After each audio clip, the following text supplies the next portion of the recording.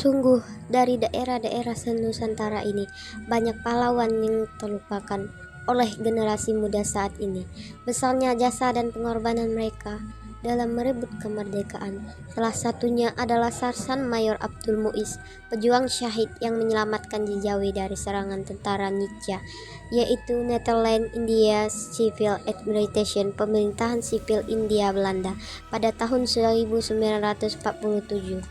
Satu-satunya pengingat jejak Abdul Muiz di Batun Jejawi Oki adalah monumen patung pejuang yang berdiri kokoh di pangkalan jembatan Muara Batun. Sebuah monumen patung pejuang yang berdiri tepat di pangkalan jembatan menghadap ke arah Palembang. Mayor Abdul Muiz yang berperan dalam mempertahankan kemerdekaan Indonesia di Desa Batun, Kecamatan Jejawi pada tahun 1947 dan 1949. Sayang, tidak banyak generasi muda saat ini yang peduli dan ingin tahu sejarah di balik pembuatan monumen tersebut. Dan sedikit sekali narasumber maupun manuskrip yang bisa dijadikan rujukan sejarah heroik perjuangan sang pahlawan itu. Sebelumnya, tulisan tentang monumen di pangkal jembatan Desa Jejawi pernah ditulis oleh Robi Anugrah. Dari keterangan warga setempat bahwa monumen tersebut berdiri pada tahun 1984 untuk mengenang sosok Syama Abdul Muiz, pejuang syahid yang menyelamatkan Jejawi dari serangan tentara Nietzsche. Netherlands India Civil Administration, pemerintah sipil Hindia Belanda, pada tahun 1947. Bila ditarik dari sejarah, kisah ini dilatar belakangi kekalahan Jepang dari Sekutu pada tanggal 14 Agustus 1945. Sekutu kemudian memerintahkan Jepang untuk melaksanakan status quo, yaitu menjaga situasi dan kondisi sebagaimana adanya pada saat itu sampai kedatangan tentara Sekutu di Indonesia. Kedatangan Sekutu ke Indonesia semula mendapatkan sambutan hangat dari rakyat Indonesia, seperti kedatangan Jepang dulu.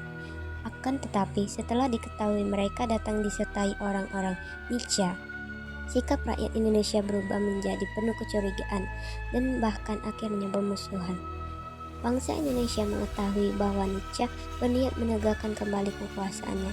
Hal itu bukan semata praduga, karena pada kenyataan kedatangan pihak Sekutu sebelum menimbulkan insiden di beberapa daerah, tentara Sekutu sering menunjukkan sikap tidak menghormati kedaulatan bangsa Indonesia, lebih dari ingin mengambil alih kembali kekuasaan di Indonesia, di antaranya di Ogan Komering Ilir, Sumatera Selatan.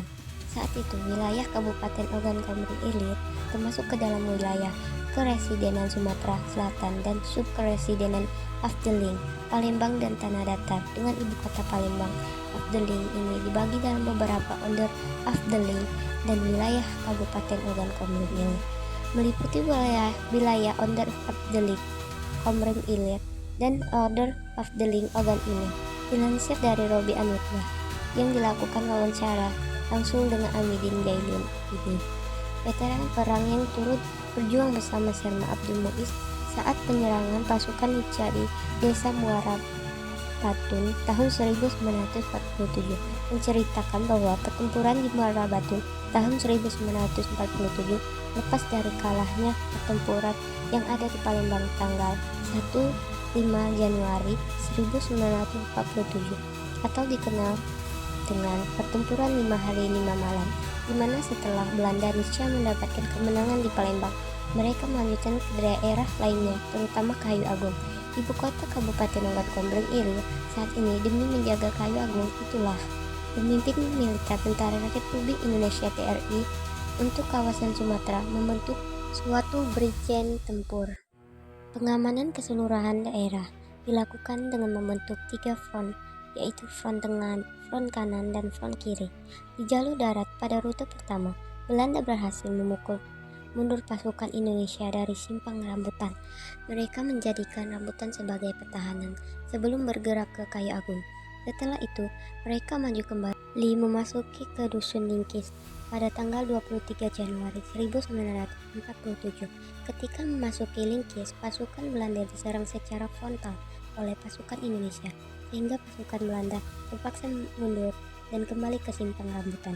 Sedangkan pasukan Indonesia sendiri mundur ke Muara Batu untuk mempersiapkan diri. Akhirnya, setelah memiliki perencanaan yang matang, pasukan Belanda memasuki kembali Dusun Lingkis.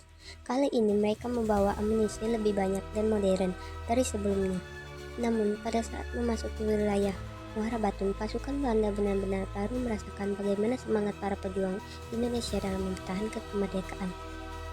Karena gagal menerobos Muara Batu, akhirnya Belanda pun menerapkan strategi kotor. Mereka menembaki semua orang yang ada di hadapannya. Rumah-rumah warga dibakar dan orang-orang tidak bersalah dianiaya. Tujuannya agar para pejuang Indonesia keluar dari tempat persembunyiannya. Namun, Syama Abdul Muiz lebih memilih menghadapi Belanda secara berhadapan ketimbang menyerahkan diri.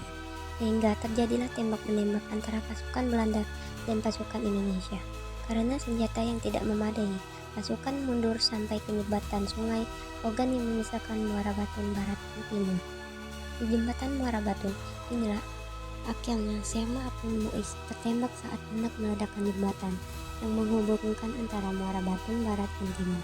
Peristiwa naas tersebut dimulai saat pasukan Indonesia tidak dapat lagi menahan serangan Belanda. Karena terus terdesak, Syama Abdul Muiz pun memasang taktik mengulur waktu dengan cara meledakkan jembatan yang menghubungkan Muara Batu Barat dan Timur, agar para pejuang kemerdekaan yang masih tersisa bisa melarikan diri ke benteng pertahanan di Kayabong.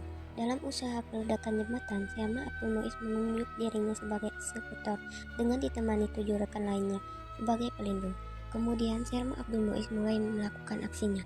Pertama-tama ia bergerak ke tengah jembatan dan memasang granat, lalu mulai menyalakan api agar efek ledakan bisa melukai Belanda. Namun sayang, ketika menyalakan api, itulah peluru Belanda berhasil menembus dada Syama Abdul Muiz, sehingga gugurlah dalam pertempuran mempertahankan kemerdekaan Indonesia di jembatan Sungai Ogan.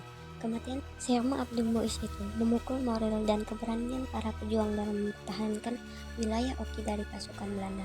Sosok Syama Abdul Muiz adalah pahlawan yang turut berperan penting dalam mempertahankan kemerdekaan Indonesia di wilayah Sumatera Selatan. Cerita mengenai pahlawan daerah Syama Abdul Muiz ini karirnya dapat menjadi inspirasi dan motivasi bagi generasi muda saat ini untuk mengenal pahlawan daerahnya di momentum HUT RI ke-79 ini. Saatnya kita menemukan arti nilai-nilai pengabdian mereka kepada bangsa ini demi generasi muda Indonesia lebih baik.